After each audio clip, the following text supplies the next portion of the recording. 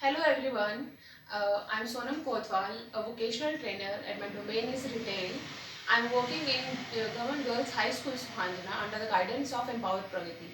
As you people have seen my last previous video, that is just the introduction of retail. But today I'll be taking a new session with very first unit of a retail vocational subject.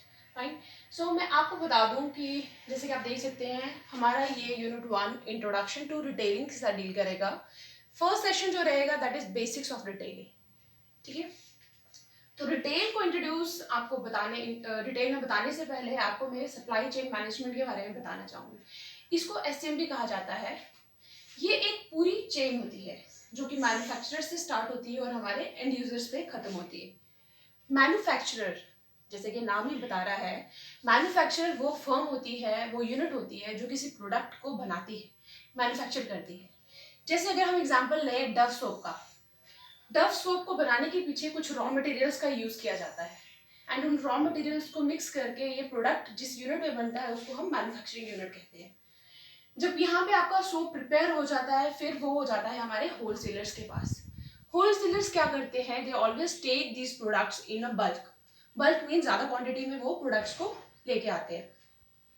Then अब इनके पास जो product पहुंच जाता है फिर वो हमारा next step आता है डिस्ट्रीब्यूटर्स का, जिनको हम लॉजिस्टिक्स भी कहते हैं। ये ट्रांसपोर्ट एजेंसीज होती हैं जो होलसेलर से प्रोडक्ट ले जाके फर्दर हमारे रिटेलर तक पहुंचाते हैं। रिटेलर जहां से हम लोग असेस कर पाते हैं वो डव सोप को, जो भी प्रोडक्ट्स हम घर पे इस्तेमाल करते हैं हम लोग रिटेलर से लेके आते हैं।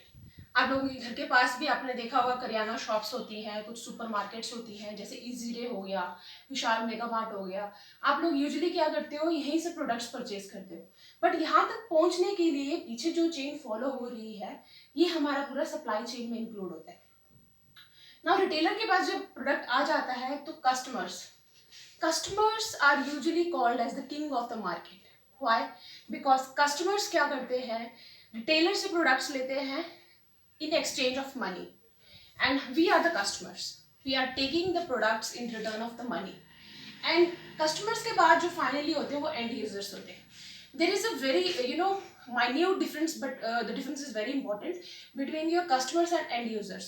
end users एक simple से example मैं देना चाहूँगी। जैसे यूजुअली हमारी फैमिली में जो हेड ऑफ द फैमिली होते हैं वो हमारे फादर होते हैं। फादर क्या करते हैं, बाहर से प्रोडक्ट्स लेके आते हैं, मनी स्पेंड करते हैं, बट उस प्रोडक्ट लाए हुए प्रोडक्ट को इस्तेमाल हम पूरी फैमिली करते हैं। वाइफ, बच्चे, ग्रैंड पेरेंट्स, हम सभी उस प्रोडक्ट का इस्तेमाल करते हैं। So we are the end users and customers are the person who always pays for the products. Clear? Now this completes your supply chain and we have to manage all this chain and it becomes your supply chain management. Now starting with your certain concepts, जो सबसे पहला concept हमारा आता है that is products. Products are called merchandise in a retail language. It is also called as your goods. आप इसी को कई बार प्रोडक्ट पढ़ते हुए सुनोगे, कई बार मर्केंडाइज सुनोगे, कई बार आप गुड्स सुनोगे। अब जिस तरीके से हम लोग अलग अलग तरह के गुड्स का इस्तेमाल करते हैं, गुड्स में जैसे आपका एफएमसीजी आ गया। एफएमसीजी की फुल फॉर्म क्या रहती है, fast moving consumer goods. Clear? FMCG में जैसे मैं आपको यहाँ दिखाना चाहूंगी, मैंने कुछ डिस्प्ले भी किए हैं। These are your FMCGs. जैसे ये कॉलगेट मैक्स फ्रेश की बात की जाए, ये भी हम रोजमर्रा की जिंदगी में इस्तेमाल करते हैं।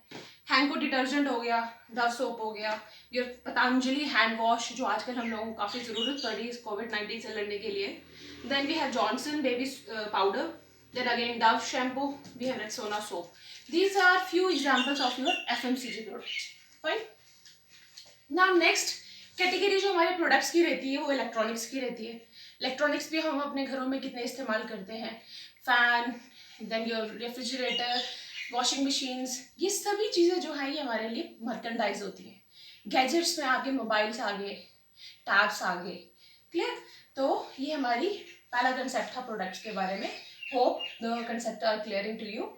Now next is your service. Services जैसे हमारी बैंकिंग सर्विसेज आ गई, होटल सर्विसेज आ गई, टेलीकॉम आ गया, इंश्योरेंस आ गया, ट्रांसपोर्ट आ गया। Now there is difference between your product and services. हम अगर देखा जाए तो हम या तो किसी प्रोडक्ट को इस्तेमाल करते हैं या तो हम किसी सर्विसेज को कंज्यूम करते हैं।